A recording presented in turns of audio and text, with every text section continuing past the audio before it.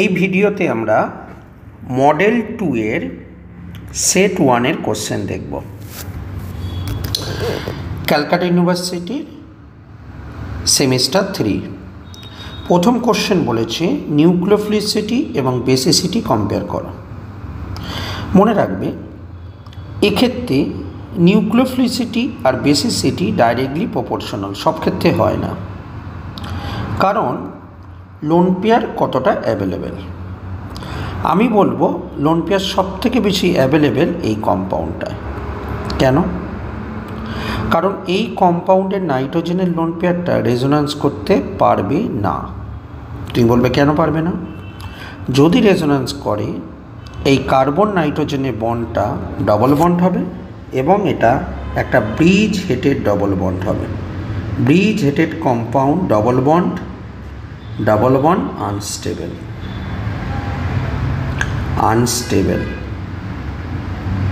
যেহেতু আনস্টেবল, তাই জন্য এই লোন পেয়ারটা রেজোন্যান্স করতে পারবে না। লোন পেয়ার রেজোন্যান্স করতে পারবে না বলেই লোন পেয়ারটা মোর অ্যাভেলেবেল। আর বেশি অ্যাভেলেবেল হলে বেসিসিটিও বেশি হবে এবং নিউক্লিওফিলিক রিয়াকশনও বেশি করবে। এবার চলে এসো প্রথম আর দ্বিতীয় কম্পাউন্ডের মধ্যে কোনটা বেসিসিটি বেশি বা নিউক্লিওফিলিসিটি বেশি। আমি বলবো এটা 2 নম্বরে। কারণ দেখো এই লোন পেয়ারটাকে রেজোন্যান্স করতে বাধা দেবে এখানে ক্রস কনজুগেশন। তাহলে এইটার ক্ষেত্রে একটা ক্রস কনজুগেশন হচ্ছে, তাহলে লোন পেয়ারটা রেজোন্যান্সে বাধা পাচ্ছে। লোন পেয়ারটা মোর অ্যাভেলেবেল, বেশি পরিমাণে অ্যাভেলেবেল হচ্ছে।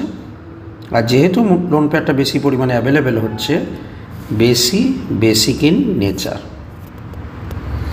তো এটা থাকবে 2 নম্বরে, এটা 1 নম্বরে। আর এটা থাকলো তোমার কাছে 3rd নম্বরে, কারণ লোন পেয়ারটা 100% পুরো রেজোন্যান্সে ইনভলভ আছে। বেশি রেজোন্যান্স মানে লোন পেয়ার কম পরিমাণে পাবো। পরের কোশ্চেন, এর মেকানিজমটা দেখাতে বলেছে। খুব সোজা জিনিস এটা, ঠিক আছে? তো মেকানিজম দেখাতে হবে। আমরা কি করব, NaOH এই যে মাইনাসটা এই কার্বনে গিয়ে অ্যাটাক করব, এই বন্ডটাকে খুলব। তাহলে দেখতে কেমন হচ্ছে একটু দেখো। CH2 এতে গিয়ে OH গিয়ে অ্যাটাক করেছে, এটা 14 আইসোটোপ, এটা CHO minus CH2 Cl। Next স্টেপে কী হবে, এই মাইনাসটা গিয়ে এই কার্বনে মারবে, ক্লোরিনটাকে বাইরে বার করে দেবে। ওকে, এবং আমার এই প্রোডাক্টটা তৈরি হয়ে যাবে। পরের কোশ্চেন, এখানে বলেছে MEOH এবং H2SO4 ট্রেস অ্যামাউন্টে দিলে কি ঘটবে। চলে এসো। আমাদের কি বলেছে, MEOH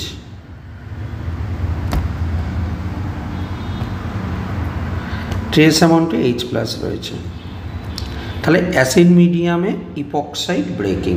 তাহলে কী হবে, প্রথমে এই লোন পেয়ার দিয়ে H+টাকে নেবে, নেবার পর Me CH2 আর অক্সিজেনের মাথায় প্লাস, তার সঙ্গে হাইড্রোজেন। নেক্সট স্টেপে কী হবে, নেক্সট স্টেপে এই বন্ডটা ব্রেক করবে। তাহলে ব্রেক করলে কেমন দেখতে হবে, ব্রেক করলে এখানে কার্বোক্যাটায়ন তৈরি হবে। খেয়াল করে দেখো, এই যে কার্বোক্যাটায়ন যেটা তৈরি হয়েছে, এখানে 3টে গ্রুপ অ্যাটাচ আছে, তার মানে এটা একটা 3 ডিগ্রি কার্বোক্যাটায়ন। এবং 3 ডিগ্রি কার্বোক্যাটায়নের মধ্যে নেক্সট স্টেপে MEOH গিয়ে অ্যাটাক করবে, ঠিক আছে? তাহলে Me আর এখানে MEOH গিয়ে অ্যাটাক করেছে অক্সিজেন প্লাস হাইড্রোজেন, তার সঙ্গে Me আছে, আর এখানে আছে CH2OH। আফটার দ্যাট এটা নিউট্রালাইজড হবে। তাহলে কার্বন, 2টো মিথাইল গ্রুপ, এখানে OCH3 মানে মিমি CH2OH। This is the answer. পরে কোশ্চেনে আসছি, কোশ্চেন নাম্বার 4। বলেছি 1-ব্রোমোবিউটেন অ্যাজাইডের সঙ্গে রিয়াকশান করছে। বলেছে রেটটা কতটা বাড়ে, এত টাইমস বাড়ে যখন সলভেন্ট মিথানল থেকে অ্যাসিটোনোলাইট চেঞ্জ করি। এই মিথানল কি একটা পোলার প্রোটিক সলভেন্ট, আর অ্যাসিটোনাইট্রাইল কী হবে, পোলার অ্যাপ্রোটিক সলভেন্ট। এবার পোলার প্রোটিক সলভেন্ট কী করে? SN1 রিয়াকশান করে। পোলার অ্যাপ্রোটিক SN2 রিয়াকশান।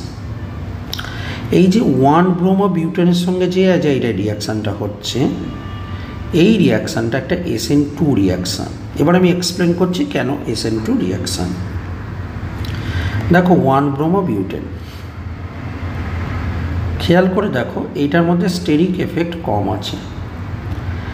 যখন আমরা সোডিয়াম অ্যাজাইড নিচ্ছি বা কোনো কিছু ক্যাটায়নের অ্যাজাইড নাও, তখন কী হবে? এই মাইনাসটা কি অ্যাটাক করবে, এটাকে বাইরে বার করে দেবে। এবার সলভেন্টের রোলটা কি? সলভেন্ট এই ক্যাটায়নটাকে, এই যে নাইট্রাইল যে কম্পাউন্ডটা, ক্যাটায়নটাকে কি করে? কোঅর্ডিনেট বন্ড করে স্ক্যাভেঞ্জার হিসেবে কাজ করে, স্ক্যাভেঞ্জ করে নেয়, নিয়ে নেয়। তাহলে স্ক্যাভেঞ্জ করে নিলে কি হবে? স্ক্যাভেঞ্জ করে নিলে তখন তোমার কাছে প্লাস চার্জটা কী হবে? সলভেন্টের কাছে চলে যাচ্ছে। তাহলে এই যে প্লাস চার্জটা যে চলে যায়, তোমার কাছে এখন নিউক্লিওফাইলটা ফ্রি হচ্ছে ফর SN2 রিয়াকশান। এই কারণে সলভেন্ট পোলারিটি যদি আমি পোলার অ্যাপ্রোটিক সলভেন্ট নিই, রিয়াকশান রেটটা বেশি হয়ে থাকে। ওকে, পরের কোশ্চেনে আসছে। পরের কোশ্চেনে বলেছে যে এই যে দুটো কম্পাউন্ড দেওয়া আছে, এই দুটো কম্পাউন্ডের মধ্যে সাবস্টিটিউশন রিয়াকশান কম্পেয়ার করতে বলেছে। ওকে, আমি বলবো তোমাকে ফার্স্ট কম্পাউন্ডটা সাবস্টিটিউশন রিয়াকশান ফার্স্ট হবে। কেন হলো একটু দেখি। ফার্স্ট কম্পাউন্ডটাকে আমি এরকম লিখছি, ঠিক আছে। এবার যখন সাবস্টিটিউশন রিয়াকশান করবে কী করবে? এই ডবল বন্ডটা কি এখানে অ্যাটাক করবে, ক্লোরিনটাকে বাইরে বার করে দেবে। তার মানে ফার্স্ট কম্পাউন্ডটা NGP রিয়াকশানে টেক পার্ট করছে। এবার কি হবে? NGP করবার পর কেমন দেখতে হচ্ছে? এরপরের স্টেপটা হবে তোমার কাছে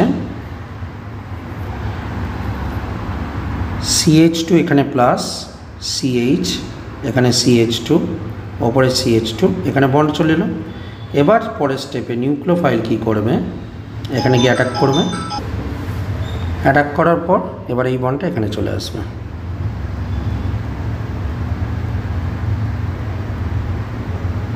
এবং প্রোডাক্টটা ফর্ম করবে।